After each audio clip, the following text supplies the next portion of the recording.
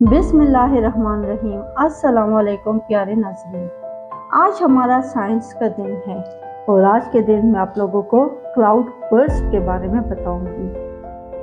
कभी कभी बादल हमें हल्की फवार देते हैं, लेकिन कभी ऐसा होता है कि वो अचानक ज़बरदस्त बारिश बरसा देते हैं।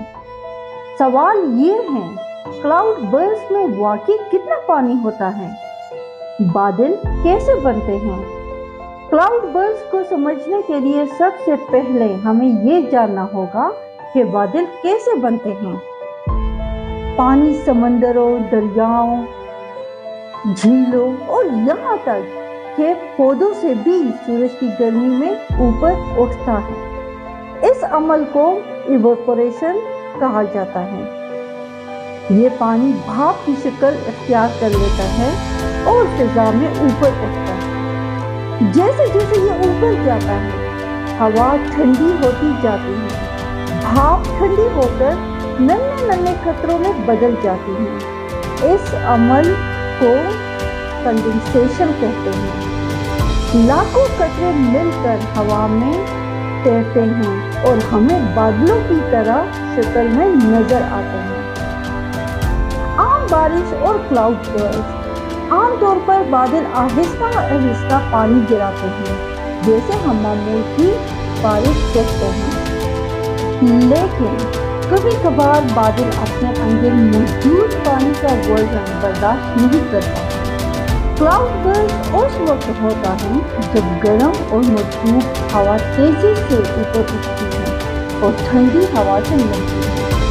ये अचानक ठंडक बहुत ज्यादा भाप को फौरन कतरों में बदल देती है। बादल भोजन हो जाते हैं और आहिस्ता आहिस्ता पानी गिराने के बजाय एकदम बहुत ज्यादा पानी बरसा देता है। हकीकत ये है कि क्लाउड बर्स्ट में एक घंटे के अंदर 100 मिलीमीटर से ज्यादा बारिश हो सकती है, वो भी एक छोटे इलाके में। ये आम बारिश के मुकाबले में बहुत ज्यादा है। क्लाउड बर्स्ट ज्यादातर कहाँ होता है?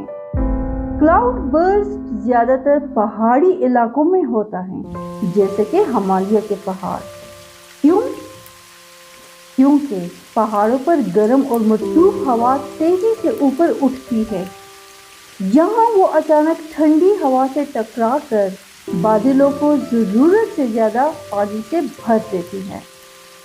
नतीजा, क्लाउड बर्स्ट एक कुदरती मुजाहरे जो कभी कभार खूबसूरती के बजाय खतरा भी बन सकता है। ये हमें याद दिलाता है कि बादल सिर्फ आसमान की जीनत नहीं, बल्कि उनके अंदर कुदरत की जबरदस्त ताकत भी छुपी है। प्यारे नाज़रीन, देखने का और सुनने का बहुत बहुत शुक्रिया। प्लीज़ मेरे चैनल को लाइक, सब्सक्राइब और शेयर करना मत भूलिएगा और कमेंट्स में बताइएगा कि आपको मेरी ये एफर्ट कैसे लगे। अपना ख्याल रखिएगा। अल्लाह हाफ़िज़।